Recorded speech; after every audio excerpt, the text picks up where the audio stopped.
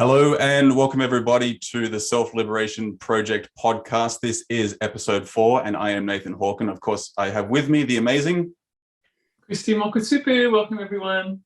Welcome everybody. Thank you so much for joining us and taking part in today. So today we're going to have something a little bit special because Christy and I, of course, have been talking prior to today's podcast and we've got a topic which we want to talk about. But there was also something which came up as a result of our topic last week on episode 3, where Christy had a couple of realizations since then. So what we were thinking about doing is maybe doing a little bit of coaching as part of this podcast, because one of the benefits of being witness to someone being coached or being part of like a group type of coaching is that we all get the realizations or our own insights into what is happening in our own thinking. It's very powerful. So I think it'd be a good idea is we'll get into the topic a little bit first, talk about that. And towards the end of it, I'll pass it over to you as well, Christy, so we can understand a little bit more about what happened. And then we can kind of do a little bit of coaching around that. How does that sound? That sounds great. I'm ready to go. Love coaching. Yeah, me too. Okay, cool. So what we thought about talking about today is a bit of an analogy of climbing mountains, because I know in our lives, we all feel like we've got mountains to climb. We're usually at the base of a mountain when we look up and we see something that we want to do or something that we want to achieve, or even if it's just like a difficult conversation that we have to have with someone, whether it be in work, in business, with a family member. And we can see that as a big mountain that we need to climb. And sometimes that's where the challenge lies, because we're looking at it as the big mountain and something that we're not equipped to be able to climb, or like reaching the top of it is going to be something very difficult. But it's important to realize that we've already climbed mountains before. In fact, many of them. And so the analogy that we're using today is climbing mountains, or the mountains that you have climbed, the learnings and that you've grown, the growing that you've already gone through in various things in your life to help you achieve certain things in your life, help you get to where you are today. And so when you look at the mountains ahead, they seem way easier to climb because we've already been there before for other things. And so I guess one thing I'd like to know from you, Chrissy, you've got like an extensive career in like being an Olympian, really pushing yourself, getting your helicopter's license and a whole range of different things. Every time you've come to a new task or a new thing that you've wanted to do for yourself, have you always seen it? Or what has been like the main thinking when you've sat down, you're like, you know, this is something I want to do. What is your typical thinking that tends to come up when you start looking at something new like that? Yeah, it's different every time. I have to say that, getting older now, it's obviously I've got all this, you get more data. So when you're 18, you're just jumping in things and you're just doing it because you want to do something. And then after each experience now, every mountain, it's just now I've got all this data, and every time you add on more, you just get more data to plan better, because it's all about planning, preparation and planning. So I just find that now I just have a lot more data and to be able to prepare well for whatever new challenges coming ahead. And also now at my age, again, older, I'm more realistic of what's possible, what's not. And it just gets a bit easier as you get older to plan and organize, have a bit more wisdom, and really know what's ahead. Like the reality is, it will be hard, it will be difficult. You may want to quit, like all those usual things. I know they're going to come up if I want to start a new challenge. It's going to be absolutely right there every single time. But your toolkit is just more packed with things ready to rock and roll. Yeah, it's toolkit. I love that, the way of looking at it like that, because it's like every experience that you have through life, it gives you another tool in the kit to be able to use later on. I think some of the challenges are that when we are getting ourselves ready to do something, or even prior to like taking action, we get the thought like we want to do something. So your unconscious mind presents you with like a thought, which is like, hey, you should go do this. You know, sometimes I've started a hobby and the thought is like, maybe I can turn it into a business, you know, and do the work that you love for the rest of your life. And so when that thought comes, it's been quite easy to dismiss it very quickly because we see it as a big challenge. Like, because that challenge is that maybe we don't have the skills for it just yet. Maybe we've never started a business just yet. We've never done anything like this before, so wouldn't even know where to begin. And part of that process, we kind of talk ourselves out of doing it because it seems like too much to start off with.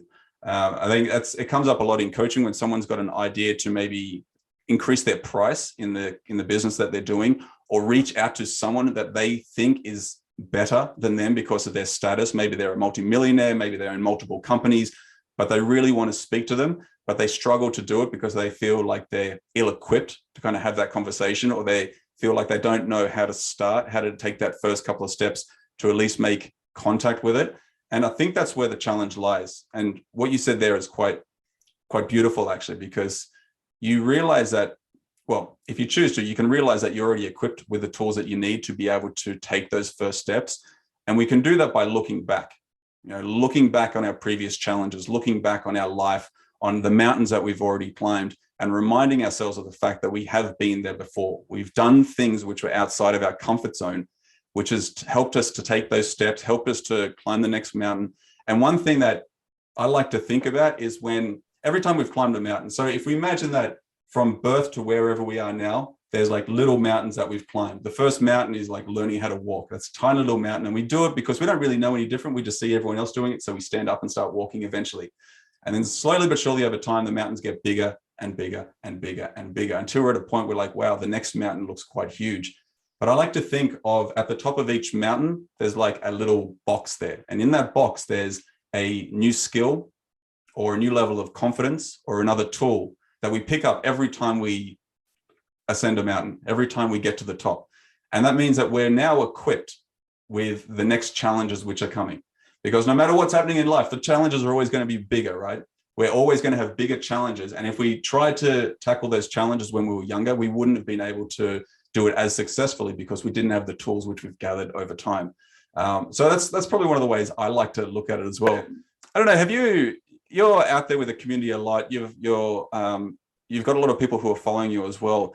Do you ever have anyone who talks about, like, maybe they look at you as an inspiration? They're like, oh, I'd love to do something that you're doing, but I don't know how to start. Or you just get some general feedback from people who are struggling to kind of take those first steps? Definitely. I mean, I think it happens to many people where they go, oh, you're good at that. You can do that. I can't do that. And I think that it's definitely a limitation that stops us from doing things because we think, well, you definitely, like my sister and I, for instance, she's very gifted in design and I'm not. It doesn't mean that I can't do design. I can do design. I can be creative. I am creative. But in taking it to that next level where someone's just extremely gifted and they can do things faster than you, that's the difference. Yeah. So I believe you can do things. Like if you want to, you can fly a helicopter. You can go study at uni. But for some people, it might come easier. And for you might have to work twice as hard. It's really that simple. I just think maybe there's a few things on this earth you can't do physically. You have your limitations. But generally, you can do it. You might just not do it as fast as someone else does it that's extremely gifted in that area. So that's my view on that. That comparison game. This is what a lot of people do in general. Look, I do it myself a lot. I actually had a phone call with a friend of mine recently, which I'll tell you about in a sec. But that comparison game it can be a killer of motivation because you're too busy comparing yourself to what other people have done. Too busy comparing yourself to other business people, or like you said, your sister might be gifted in something else. So anytime you try and do some art somewhere or in design or somewhere, and it's not nearly as good, you're going to beat yourself up because you want to be that good. It's because we're too busy comparing ourselves to other things rather than actually just taking a step back and being good with who we are, how we are, what we are good at and what we want to do. Because you're right, we can do something we want to do if we take those steps to start doing it. But we have to kind of clear that thinking of that, what, all these other people have done it before, so why would I even try? It's like, no, if you want to try, you do it, right? This is the beginning of climbing the next mountain. But part of that is actually realizing that you've gotten to a point in your life today where the idea of doing something which is outside of your comfort zone has come up at the right time, right? Because at any given moment, those ideas come when we're most ready for them. It's just whether or not we take action on them, right? Because I'm sure you've had a bunch of ideas before which have come up. Maybe you squashed them down before because you weren't quite ready, but then they come back later. You're like, actually, yeah, now's the good time, right? Exactly. I mean, that's happening now with my flying. I haven't flown since 2019, since I got my helicopter license. And it just wasn't the right timing. And then I just knew that as soon as the Voters Guide was finished, the timing was right. So it is all about timing as well, and then knowing when that right time is to go. Yeah. So let's talk a little bit about that there, because this is one of the things that you mentioned came up after our last podcast, right? When we were talking about the Voters Guide, talking about how it's all finished now. It's been 8 months worth of work. but then you had some realizations after we recorded the podcast. So do you feel like sharing what actually happened for you? But that's in the coaching call. I mean, that was your one line. You text me, you wrote something. What did you write? I'm good where I'm at. What was your line you wrote? Yeah, so we were talking about this because it ties into what we're talking about in regards to climbing the next mountain and realizing the mountains we've already climbed. But it's like, it's realizing that be good with where you are right now. So no matter where you are right now, we have to think of it like as, because of the mountains you've already climbed and the challenges, the hardship, the joys, the satisfactions, everything that has happened to you in your life, whether you see it as a good or bad thing, has brought you to who and where you are today, right? And where you are today and who you are today is the exact person that is well equipped to be able to take on that next challenge as it comes, you know, because you've got all the tools and resources, because you've collected them from the box and every mountain in the past. That's right. That's right. This is a great conversation I had with my sister today. So talking about being, you know, we are content. You know, it says in the Bible to be content in all things. And I was thinking, I am content, but I'm still not happy where I am sometimes. But in terms of, I love what I do. I get up every day and I attack life and I do what I love. But there's that space of I'm always in the uncomfortable zone. I'm never in that stagnant zone. So because I'm in that uncomfortable zone, I'm always pushing and striving for growth. And so even though I'm loving life and in the present moment, there's still that thing of, I want to be in that helicopter. I want to be in the sky. I want to be doing this. And so when you wrote that, I was like, oh, I struggle with that. I struggle because I'm still thinking of those things that I want to achieve and do and be. And for me to switch that off and just be like, okay, today, this, I don't know. I don't know if that's possible. Is it? I think it is possible. It's because I struggle with this myself. You know, I've got a lot of things I want to do. I want to be doing like more coaching, more recording, more content and things like that. And I realize that when I get in that way of thinking, I'm too much of that thinking, I should say, because it's good to get excited about those things that you want to do. But I start to lose focus and lose track of what's happening today. So my attention goes from, say, my family, my kids and things like that towards all the stuff that I want to do. So I'm automatically taking myself out of the present. And sometimes I feel bad because I don't have those things just yet. And I feel like maybe I've failed somewhere along the way. Maybe it's because like I don't have the money I want to have. I don't have like the house I want to have, the car I want to have, all that stuff, which is quite irrelevant, you know, because even now, because I'm working with a coach myself, and she also helped me realize that it's like, I've got everything I need, right? I can pay the bills, money left over. I've got a car, I've got a house, things are working fine. I have no need for anything else really, but there's the want for the other stuff later on. And it's realizing that that will come when at the right time. But to be able to be present, to be good with where you are now, to realize that you have everything that you need right now, and you don't really need anything, like the wants are very different, then yes, I think you can switch that off. Like you can switch that wanting off to be present. I think that's the thing. It's the intention to be present and content with what you've got, but still have the goals to achieve more of the things that you want.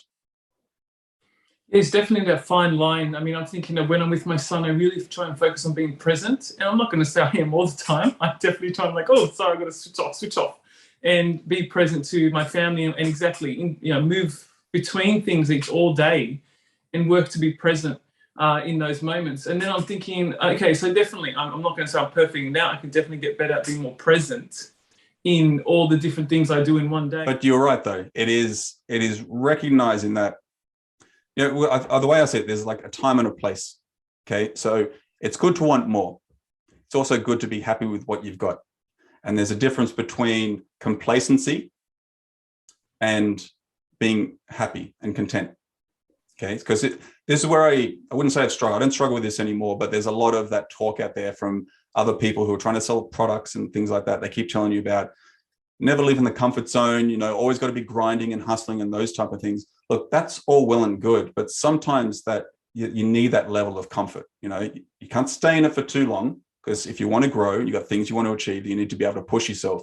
But at the same time, you also need to be able to give yourself that break, give yourself that chance to just be, right? Just simply be and be good with where you are and what you've got. Now, that may not be the ideal situation for everyone, because there's a lot of people out there who are struggling, who are in far worse situations. And it's not about being happy with that, but it's being good with what you've got and realizing that you can go out and do more or be more, have more, whatever it may be. But there is that moment where if that becomes the thing that takes you away from the present and there's more important things happening right now, then I think that's where the problem really lies. That's true. And I think I start the day off normally like that. Okay, center myself to be present, to stay focused on, instead of everything running around. It's usually early in the morning, or first thing in the morning. And then maybe throughout the day, that's when things could probably go off. But I do try and center myself in the first thing in the morning when I do my prayer time, to get stay present. But it's always going to be something, probably. I mean, I said I struggle with it.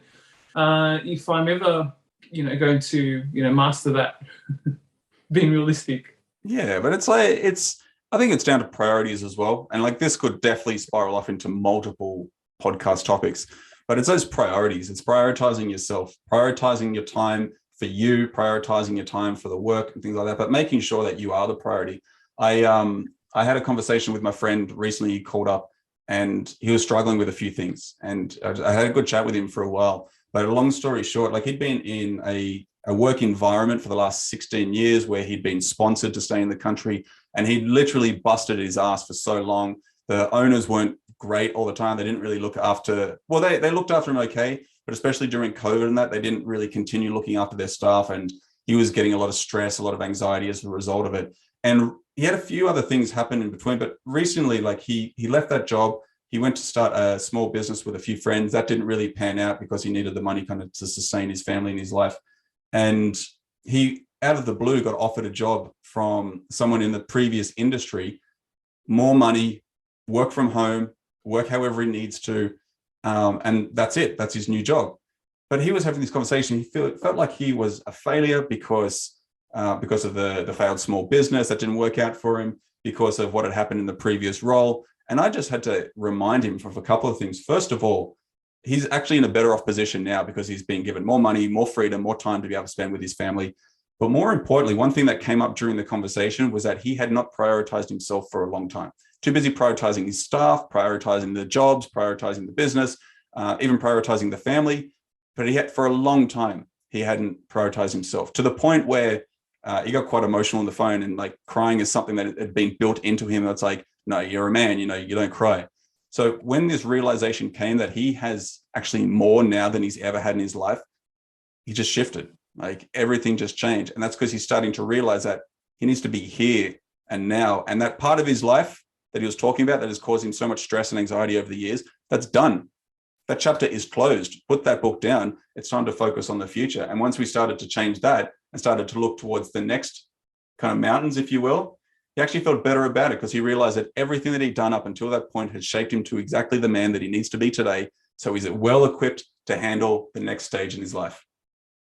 No, that's wonderful. You can get into that point, or anyone, all of us to that point. I mean, I still remember the same thing as well when I was just, going through my healing, and everything was about the past and healing and trauma. And it's a horrible place to be in. So when we can break through and heal that and be happy and move forward, finally, life is fantastic. So liberating. Yeah, but it's not like we're going to have hardships moving forward, right? Because that's one thing that happens every time. Like I work with someone, and you've gone through the process where we've like let go of anger and sadness, fear, hurt, and guilt, and limiting beliefs and those type of things.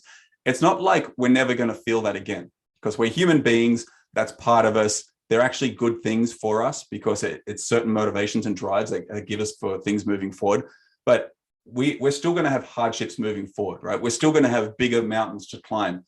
But it's that realization that all that, no matter how bad that was, is all good because it's equipped you with who you are. And that goes for things like people have gone through horrific things in their life before, but they've actually turned it around and become like a motivational speaker or shared their story, or now they're serving people in a different way.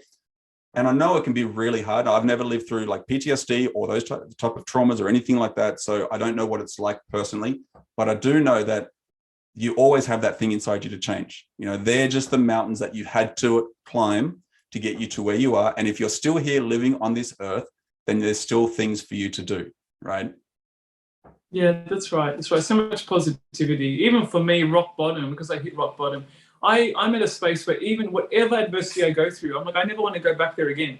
And I don't think anything now can be as painful as that. I mean, you know, if it does come, now I've got my faith now, my Christian faith on top of that. So I've just got all these tools that if I do come across something 10 times worse than what I went through, I have the tools, the coping mechanisms and the tools now to know what to do in adversity. So now it's a beautiful thing to, you know, move forward on from that. And then, like I said, I've been saying all video, it seems, is just have the tools to know what to do for the future and just keep moving forward and forward with more and more tools every single time. Yeah. And I think that's it. Once you've hit that like rock bottom, how hard could anything else possibly be? I do think like that. I think, you know, once I hit rock bottom, I never want to go back there. And that's why people go, why would you take drugs again? And I'm like, no, I never want to go back there again. Yeah. So yeah, I'm happy. So that's really cool. And I think this is, I came up with a bit of an exercise for this, because for the people listening, because I thought it would be a really good thing, because in those moments when we've got like a big mountain to climb, whatever that may be, in those moments where we're feeling down or depressed or maybe hopeless, useless, whatever it may be, it's important to look back a little bit and look at the good things, not look back and be like, yeah, because this happened in my childhood makes sense while I'm feeling like shit today. It's not about that. It's about, let's look at the positive things. Let's look at everything that has happened in a good way. So I've got an exercise for you guys who are listening, if you would like to participate in it. And this is something that you can do on your own time. So take some time over the next week, maybe 20 minutes, half an hour, however long it takes you, and think back on all the mountains that you've climbed, all the incredible feats that you've accomplished. Now, when we talk about mountains, it's not just like the massive things like, oh, I've just made $1 million in my business or something like that. We're talking about the little things. What about the times when you still managed to stay calm when you had a 5-month-old or a 10-month-old screaming for nights and nights and nights, and you're sleepless and you're still remaining calm and you're still showing up to work, those type of things. What about the mountains you've climbed when you first met someone and you're going through those difficult times and they end up being your wife or your partner in life? Those mountains which you've climbed at some stage, we've all had them. And the way I see it, it's probably mountains that we climb on a day-to-day basis. But look back on all those mountains and notice the tools that you've been equipped with as a result of those. Write these all down. And once you've got your list there, put that somewhere where you can actually see it on a day-to-day basis, or any time that you need it when you're feeling down. So you can pull it out, remind yourself of all the incredible things that you've done, all the mountains that you've climbed. So no matter what's coming up next, you've got that resource there as a way to take on the next challenge, take on the next mountain, have the next difficult conversation. When you're feeling like you're not good enough, realize that you are good enough because of all the amazing things that you've done. And then use that as a tool to move forward. Just a reminder, if you wish to maybe support myself and Christy, because you like the work that we do, we both have Patreon pages, which you can check out. You can reach Christy at her email, which is christy@tworg.com.au. Perfect. And you can always reach me at info@nathanhawken.com. And I'll just say Hawken is Hawken, not IN, because everyone gets that mixed up. All right, cool. So guys, thank you so much for listening. As always, it's been a pleasure. Christy, thank you so much for being so raw and sharing what's been coming up for you over the last couple of weeks as well. And we will catch you guys for episode 5 next week. We'll catch you next week, everyone. Thank you so much for tuning in again. Awesome. Thanks, Christy. Thanks, guys.